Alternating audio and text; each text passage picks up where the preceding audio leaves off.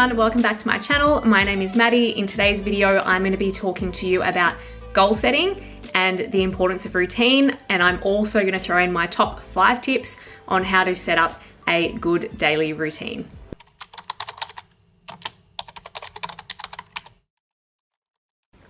Studies have shown that on average, it takes a person about 66 days for any new behavior to become automatic in your everyday routine. When you are setting up a new routine, it is really important that you try and stick to this routine for a minimum of about 2 months. Otherwise, this new routine is not going to stick. For some people, it can take a lot less time, from anywhere between 21 days. But on average, it will take a person about 66 days for this new behavior to become automatic in your everyday life.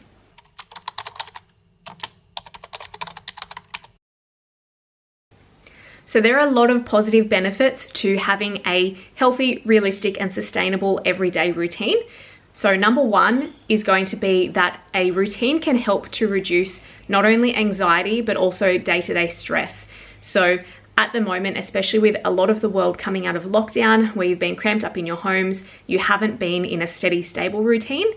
Coming out into the real world, getting back into your work, getting back into the office, whatever it may be, coming out into interacting with friends, family. So you're bound to be having some sort of anxiety or extra stress that you may not have been used to. So a healthy, positive routine is going to help with that. Number 2, a routine can help to promote positive self-care rituals. So things like taking a daily shower, taking 2 daily showers, making sure that you're brushing your teeth in the morning, eating healthy foods, staying active and sticking to an exercise routine.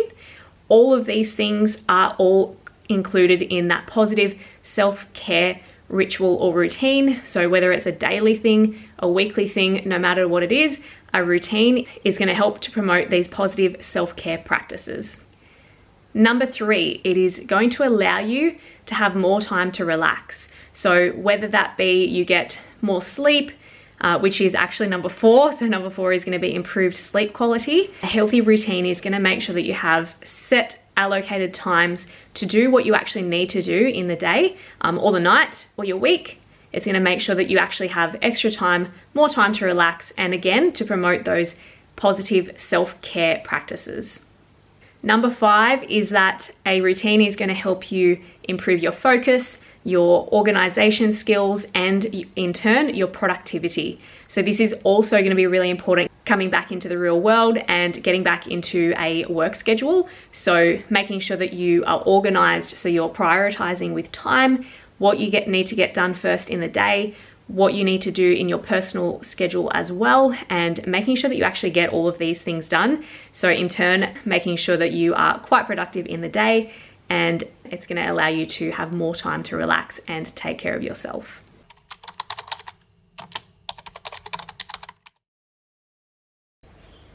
Okay, so my first tip to setting up a healthy and realistic routine is to set up a wake up and a bedtime.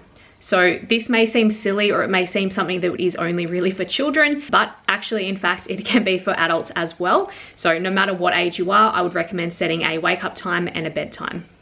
So a wake up and a bedtime, by this I mean not only on your weekdays, so when you're going to work, but also on the weekend, obviously within reason, as much as you can, try and set up a good wake up and bedtime routine. So to set up a wake up and a bedtime routine, this is going to allow you to have more time to utilize in the day to get, again, that productivity happening, allow you to focus better with a healthy mind and a good mindset to get on with the rest of your day. Okay, tip number 2 is going to be to learn to prioritize. So this can not only be used in your work life, but it can also be transferred into your personal life as well. So setting a list and making sure that you get done the things that are going to be most important. If you're on a time schedule, make sure that you pop your immediate things that need to be done first, pop it at the top of your list. So you're prioritizing and making sure that is done first before your second, third, fourth, however many things that you need to get done for the day. The less important things, you can go ahead and get them done last or towards the end of your day. Tip number 3 is to set yourself small goals. So If I was to say to you, go and walk up that set of stairs, would you take it one step at a time or would you go 5 steps at a time? Probably you're not going to be going 5 steps at a time. You'll probably end up hurting yourself. So try and keep that in mind when you're setting goals. So try and set small goals that you go 1 step at a time, just like you would a set of stairs.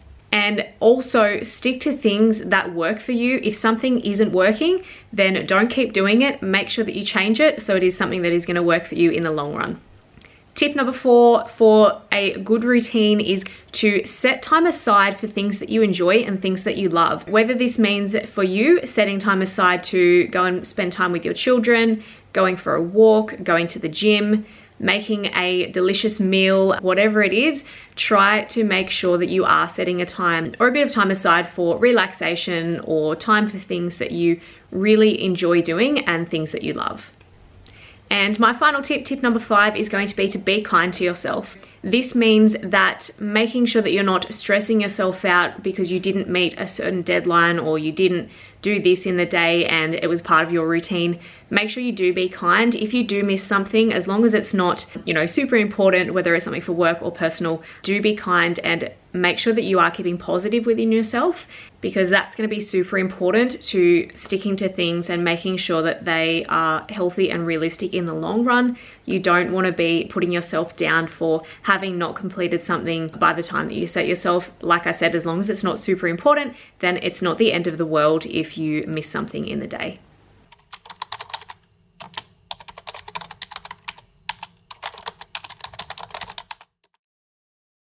Now we're going to talk about setting goals. So I always was taught to try and set what we call SMART goals. This is an acronym, so SMART, they all stand for something. For S in SMART, S stands for specific. Try and set goals that are specific, they're narrowed down. Specific goals are going to help you to set out, plan, and make sure that you can actually achieve these and stay accountable. Now, M in SMART stands for measurable. So this is going to help us to ensure that our goals are actually something that we can track. So tracking our progress and making sure that we are actually progressing in what we are hoping to achieve. And that brings us to A. So A stands for achievable or attainable. This is going to make sure that what we are setting for ourselves is actually something that we can achieve and it is within our control. R stands for realistic. So making sure that these goals that you are setting for yourself, so these small steps, are actually realistic and you can get to these. If you set something that is completely unrealistic, you're going to be having a hard time and you're going to find that you are quite stressed and quite upset and feeling quite down on yourself when you haven't actually achieved this end goal. And that may be because it is something that you've set that is not realistic and not something that you can achieve in the correct time that you've set yourself. So that brings us to the letter T, which is time-based. Time-based meaning that you have set a timeline or a date, an end point that you want to have achieved this goal by. So this time frame is going to keep us accountable, keep us staying motivated to try and reach this goal and making sure that we do actually achieve this goal, because a lot of people tend to say, oh no, when I get around to it, or someday it will get done. So making sure that you are actually setting that time frame to ensure that you do get there. So just as a little recap, SMART goals, you want to be setting something that is specific, something that is measurable, something that is achievable and attainable, something that is realistic, so a realistic goal for you in your current position, and time-based, so setting a time frame for you to actually set out, plan, and achieve that end goal. I really hope that you are able to learn something new out of these 5 simple tips that I've shared today. Please let me know if there is anything else that I can help you with, especially leading into the new year.